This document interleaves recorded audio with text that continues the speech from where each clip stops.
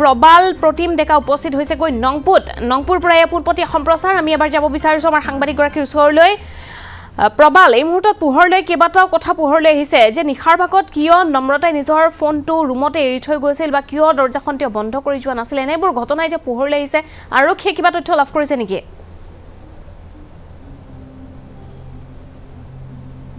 নিশ্চয়কৈ চাওক হিমাশ্ৰী আছিলে গোটেই ঘটনাটো আমি পুৱাৰে পৰা গোটেই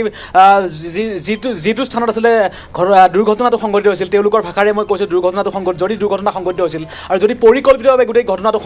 সংঘটিত কৰিছিল বা পৰিয়ালে দাবী কৰাৰ দৰে যেনেদৰে পৰিকল্পিতভাৱে এটা হত্যাকাণ্ড বুলি তেওঁলোকে দাবী কৰিছিল সেই স্থানৰ পৰা আমি নংপুৰ আৰক্ষী থানাৰ পৰা আদি কৰি সকলোখিনি আমি দেখুৱাবলৈ চেষ্টা কৰিছোঁ ND24 প্ৰতিগৰাকী দৰ্শকক আৰু দৰ্শকসকলে ইতিমধ্যে সেই দৃশ্যসমূহ দেখিছে আৰু ক'ত কেনেদৰে সেই ঘটনাটো সংঘটিত হৈছিল বা ইয়াৰ নংপুৰ আৰক্ষীয়ে কেনেদৰে গোটেই তদন্তটো কেনেদৰে আগবঢ়াই নিছে সেই গোটেইখিনি কথা পাতিছোঁ আৰু তাৰ সমান্তৰালভাৱে ৰিভৈ জিলাৰ যিগৰাকী আৰক্ষী অধীক্ষক VS ৰাথোৰ অৰ্থাৎ বিবেকানন্দ সিং ৰাথোৰ তেওঁৰ সৈতেও আমি কথা বতৰাখিনি পাতিছোঁ তেওঁ আচলতে গোটেই কথাখিনি কৈছে যে তেওঁলোকৰ মতে মই পুৱাৰে পৰাই জনাই আছোঁ যে তেওঁলোকৰ মতে নংপুৰ আৰক্ষীয়ে হওক বা ৰিভৈ আৰক্ষীৰ মতেই হওক তেওঁলোকে এটা গোটেই ঘটনাটো দুৰ্ঘটনা বুলিয়েই তেওঁলোকে আচলতে নিশ্চিত কৰিছে তাৰ সমান্তৰালভাৱে পৰিয়ালৰ সমান্তৰালকৈ দল সংগঠনে সম্পূৰ্ণৰূপে তেওঁলোকে কৈছে যে কোনো কাৰণত দুৰ্ঘটনা হ'ব নোৱাৰে এয়া সম্পূৰ্ণ পৰিকল্পিত হত্যাকাণ্ড আৰু তাৰ সমান্তৰালভাৱে যিগৰাকী আনায়াতুল্লাহ ৱাদুদ যিগৰাকী বিধায়ক পুত্ৰ সেই বিধায়ক পুত্ৰৰ সেই এখন বাহন আছিল সেই বাহনখনো আমি দেখুৱাইছিলোঁ কেনেধৰণৰ এটা পৰিৱেশ সেই বাহনখনৰ আৰু সেই গোটেই যি ঘটনা সেইগৰাকী বিধায়ক পুত্ৰ যিগৰাকী বিবাহিত তেওঁ বিয়া কৰাইছে তেওঁ 45 বছৰ বয়স কিন্তু এইগৰাকী নম্ৰতা বৰাৰ বয়স খুবেই কম এগৰাকী 25-26 বছৰীয়া এগৰাকী যুৱতী সেই যুৱতীগৰাকীৰ সৈতে বা সেই কেইগৰাকী যে সেই সমবয়সীয়া নম্ৰতাৰ সমবয়সীয়া সেই যুৱক যুৱতী কেইগৰাকীৰ সৈতে এইগৰাকী আন্নাতুল্লাৰ যিগৰাকী বিধায়ক পুত্ৰ সেই বিধায়ক পুত্ৰগৰাকী সম্পৰ্ক কেনেকুৱা কাৰ সৈতে কেনেধৰণৰ সম্পৰ্ক সেই সম্পৰ্কক লৈ আচলতে বিভিন্ন সময়ত আচলতে এই দুইটি গোটেই ঘটনাটো যেতিয়া পোহৰলৈ আহিছে তাক লৈ আচলতে বিভিন্ন প্ৰশ্নৰ উত্থাপন হৈছে সেই বিধায়ক পুত্ৰগৰাকী আচলতে তেওঁ গোটেই কাৰবাৰসমূহ যে তেওঁ এগৰাকী বিবাহিত হোৱাৰ পিছতো তেওঁ কেনেদৰে আচলতে সেইসকল যুৱতীক টকাৰ প্ৰলোভন দি বা এনেধৰণৰ কিছু লোভ দেখুৱাই তেওঁ মেঘালয়লৈকে লৈ আনিছিল তেনেধৰণৰ কিছু কথা বতৰা ইতিমধ্যে আলোচনা হৈছে আৰু সেই বিধায়ক পুত্ৰগৰাকী যি আচলতে সেই কাৰবাৰসমূহ পোহৰলৈ আহিছে আৰু ইতিমধ্যে সেই গোটেই কেইগৰাকীকে সেয়া মৃগাংকই হওক প্ৰজ্ঞা হওক গায়ত্ৰী বা আন্নায়াতুল্লাহ ৱাদুদ সেই গোটেই কেইগৰাকীকে খন্তেক সময়ৰ পিছতেই তেওঁলোক আহি নংপুৰ আৰক্ষী থানাত উপস্থিত হ'বহি তাৰপিছতে তেওঁলোকক জেৰা চলোৱা হ'ব গোটেই ঘটনাটো সন্দৰ্ভত তেওঁলোকে পোনপ্ৰথমে নংপুৰ আৰক্ষীয়ে যদিও তেওঁলোকে দুৰ্ঘটনা বুলিয়ে মানি লৈছিল বা দুৰ্ঘটনা বুলিয়ে তেওঁলোকে নিশ্চিত কৰিছিল যেতিয়া সংবাদ মাধ্যমৰ লোকসকল অৰ্থাৎ আমি পুৱাৰ ভাগৰ পৰা এই স্থানত আছোঁ তাৰপিছতে অসমৰ প্ৰতিটো সংবাদ মাধ্যমে ইয়ালৈকে আহিলে তাৰপিছত আচলতে তেওঁলোকে পৰিৱেশটো গম পালে যে এই পৰিৱেশটো যথেষ্ট বেলেগ ফালে ঢাল খাইছে বা দিশটো সলনি হৈছে তেওঁলোকে সেই কথাখিনি ভাবিলে তাৰপিছতে তেওঁলোকে এই কেইগৰাকীক তেওঁলোকৰ নম্ৰতা বৰাৰ সতীৰ্থ কেইগৰাকীক পুনৰ তলব কৰিছে তেওঁলোকে উপস্থিত হ'বহি খন্তেক সময়ৰ পিছতে তাৰপিছত আমি তেওঁলোকৰ মন্তব্য ল'বলৈ চেষ্টা কৰিম এতিয়া বাহিৰত ধাৰাসাৰ বৰষুণ পৰি আছে মই নংপুৰ আৰক্ষী থানাৰ সন্মুখ ভাগতেই আছোঁ আৰু সন্মুখ ভাগতেই আছোঁ যিকোনো মুহূৰ্তত তেওঁলোকে গাড়ীখন তেওঁলোকৰ অসমৰ বাহনেই হওক বা তেওঁলোকৰ যদি আন্নাতুল্লাই হওক বা যি কেইগৰাকী গায়ত্ৰী প্ৰজ্ঞা মৃগাংক যিকোনো যুৱতী যদি ভিতৰ ভাগলৈকে প্ৰৱেশ কৰে তেতিয়াহ'লে আমি তেওঁলোকৰ মন্তব্য ল'বলৈ চেষ্টা কৰিম আমি সন্মুখ ভাগতেই আছে থানাৰ সন্মুখ ভাগতে আমি আছোঁ আৰু তেওঁলোকৰ মন্তব্য ল'বলৈ আমি চেষ্টা কৰিম সেইদিনাখন নিশাৰ ভাগত কি হৈছিল কিয় আন্নাতুল্লাই বাৰে বাৰে আৰক্ষীৰ সন্মুখত মিছা মাতিবলৈ চেষ্টা কৰিছিল এগৰাকী ভুৱা গাড়ী চালকক তেওঁ লৈ আনিছিল আৰু গাড়ী চালকগৰাকীক লৈ আনি তেওঁ সেইদিনাখন গাড়ী চলোৱা নাই বুলি তেওঁ আচলতে আৰক্ষীৰ আগত সেই কথাখিনি কৈছিল আৰক্ষীক বাৰে বাৰে কৈছে যে মই কোনো কাৰণত গাড়ী চলোৱা নাই মই যিগৰাকী যুৱকক লৈ আনিছোঁ যিগৰাকী ইছমাইল হক চৌধুৰী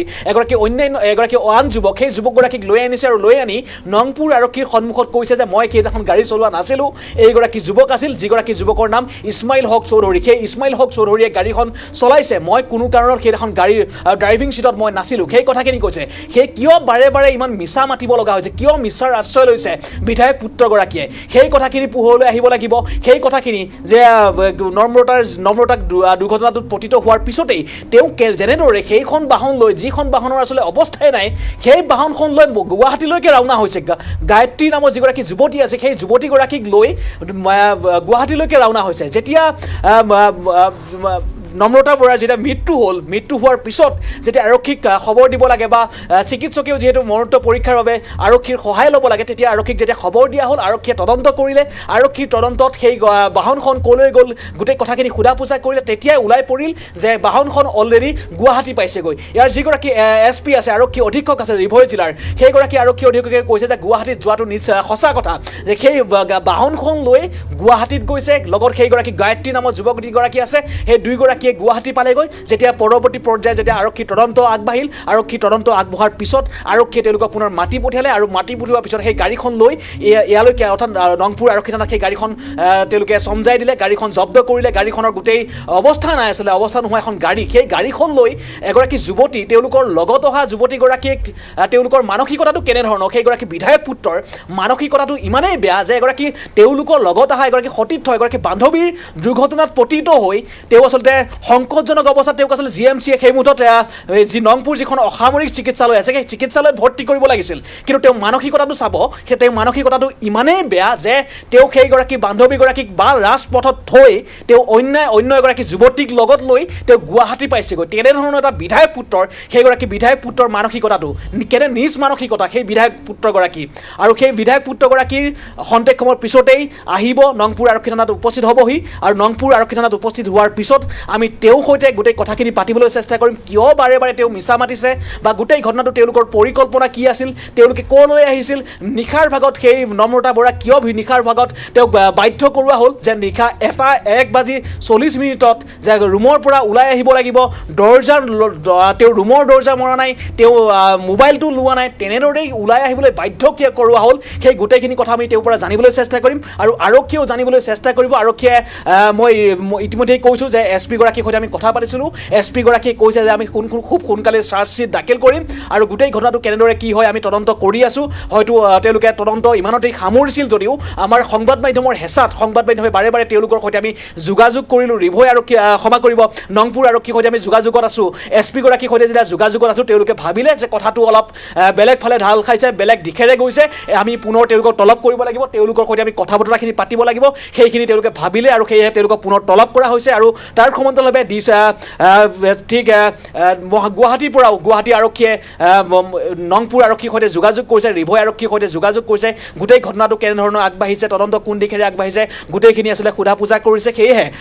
গুৱাহাটীৰ আৰক্ষী তাৰ সমান্তৰালভাৱে সংবাদ মাধ্যমৰ হেঁচাত তেওঁলোকে পুনৰ গোচৰটো বা গোটেই ঘটনাটোক তেওঁলোকে পুনৰ তদন্ত কৰিবলৈ আগবাঢ়িছে হিমাশ্ৰী হয় এই মুহূৰ্তত আপোনাক ধন্যবাদ জ্ঞাপন কৰিছোঁ প্ৰবাল পোনপটীয়া সম্প্ৰচাৰ ইতিমধ্যে আমাৰ সাংবাদিকগৰাকীয়ে উল্লেখ কৰিছে যে ঘটনাটোৰ তদন্ত পূৰ্ণগতিত আৰম্ভ কৰা হৈছে বহু তথ্য এতিয়া পোহৰলৈ আহিছে কিন্তু আৰক্ষীয়ে এই মুহূৰ্তত সকলো কথা ৰাজহুৱাকৈ কৰা নাই বা উল্লেখ কৰা নাই কিন্তু এই ঘটনাটোৱে এতিয়া ব্যাপক চাঞ্চল্যৰ সৃষ্টি কৰিছে